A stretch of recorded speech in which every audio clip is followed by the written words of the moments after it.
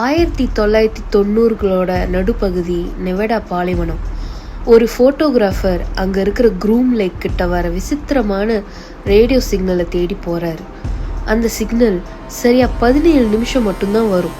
அதுக்கப்புறம் கட் ஆகிடும். அவர் கடைசியாக அவரோட வீட்டுக்கு ஃபோன் பண்ணப்போ ஒரு விஷயம் சொல்லியிருக்காரு. மேலே வானத்தில் ஏதோ ஒன்று பறக்கும்போது தான் இந்த சிக்னல் வருதுன்னு நினைக்கிறேன் அப்படின்னு. 2 நாள் கழிச்சு அந்த வெறிச்சோடி போன பாலைவனத்தில் அவரோட கார் மட்டும் நிற்குது. காருக்கு ஒரு சேதாரமும் இல்லை. கேமரா உள்ளே தான் இருக்குது. ஆனால் ஒரு SD கார்டு மட்டும் காணாமல் போயிருக்கு. தரையில் அவரோட கால் தடம் கொஞ்சம் தூரம் தான் இருந்திருக்கு. அதுக்கப்புறம் பாலைவனம் அப்படியே இருக்குது.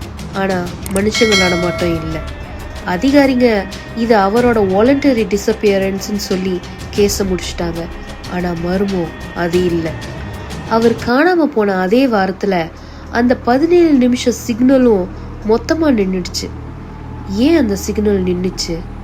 அன்னைக்கு அந்த 17 நிமிஷத்தில் அவர் என்ன பார்த்துருப்பாரு?